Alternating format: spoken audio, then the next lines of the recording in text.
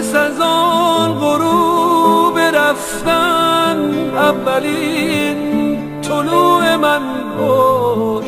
من رسیدم رو به آخر، تو بیا شروع من باش. شب و از قصه جدا کن، چکه کن رو باور من. خط بکش رو جای پای گریه قای آخر من. اسم تو ببخش به لبهام، بی تو خالی نفس هام. قد بکش رو باور من، زیر سایه بون دستام. خواب سبز رازقی باش، عاشق همیشگی باش. خستم از تلخی شب، تو طلوع زندگی باش. پس از آن غروب رفتن اولین طلوع من باش. من رسیدم رو به آخر، تو بیا شروع من باش. شب و از قصه جدا کن، چکه کن رو باور من.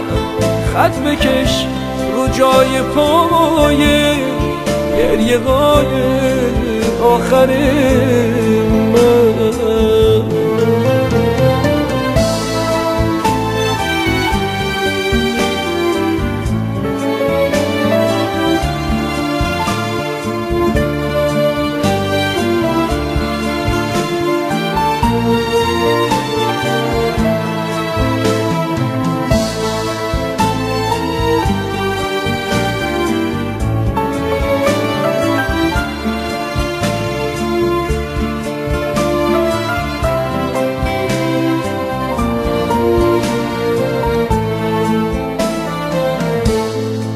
من پر از حرف سکوتم، خالیم رو به سقوطم.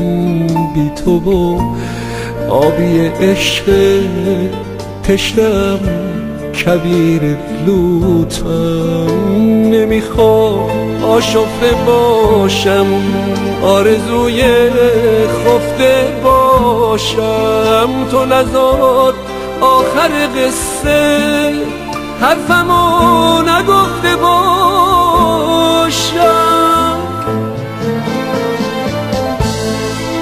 پس از آن غروب رفتن اولین طلوع من باش.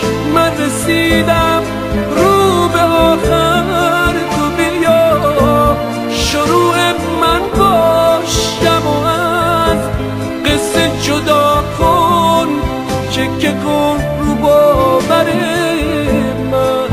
خط بکش رو جای پای گریه قای آخر من. پس از آن غروب رفتن اولین طلوع من